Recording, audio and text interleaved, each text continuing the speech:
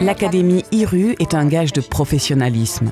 Elle normalise les qualifications et les compétences des conducteurs. L'objectif de la nouvelle académie est d'essayer d'harmoniser les formations. Il est important que tous les conducteurs aient les mêmes compétences à travers le monde. Créer des normes facilite le travail pour tout le monde, les constructeurs de camions, les autorités de réglementation des routes et les conducteurs. L'Académie IRU nous aide à mettre en œuvre différents programmes de développement professionnel et les professionnels formés par ces instructeurs répondent ainsi aux normes internationales. L'Académie IRU est toujours là quand on en a besoin, pour tout. Elle travaille avec l'ONU, la Banque mondiale, l'Organisation mondiale de la santé. Elle est donc bien placée pour savoir ce qu'il faut faire pour rendre les transporteurs plus prudents, plus professionnels et plus respectueux de l'environnement. L'IRU et l'Académie IRU travaillent dans un secteur d'une grande importance qui peut fortement contribuer à réduire la mortalité sur les routes. Et les routes sont la première cause de mortalité chez les jeunes, dans toutes les régions du monde. Il faut donc à tout prix investir pour trouver des solutions. Le coût d'un accident peut être extrêmement élevé. Il faut donc prendre des mesures proactives pour réduire le nombre d'accidents dans la mesure du possible. Mais il ne s'agit pas seulement de sécurité routière. Nous investissons aussi pour rendre le transport routier plus efficace et consommer moins de carburant. L'éco-conduite fait évoluer notre comportement au volant.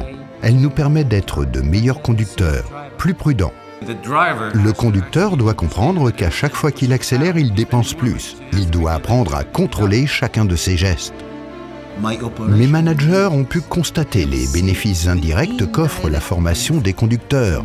Les économies réalisées sur les pneus, l'embrayage, les roulements de roues, la consommation de carburant peuvent être utilisées pour motiver les conducteurs. Il faut montrer à ces personnes que cette formation est pour leur bien et non pas celui du gouvernement ou pour créer de nouveaux règlements et qu'ils en ont besoin pour mieux gagner leur vie. Les cours donnés dans les centres permettent de former les conducteurs de véhicules longue distance qui sont, comme chacun le sait, des machines très complexes, presque de véritables ordinateurs sur roues. Aujourd'hui, il y a de plus en plus de camions très haute technologie, ce qui nécessite un investissement au niveau du personnel. Mais celui-ci en vaut la peine pour l'entreprise. Un conducteur ne doit pas se cantonner à son rôle. Il doit savoir faire des papiers, connaître les formalités pour franchir les frontières, arrimer son véhicule en sécurité.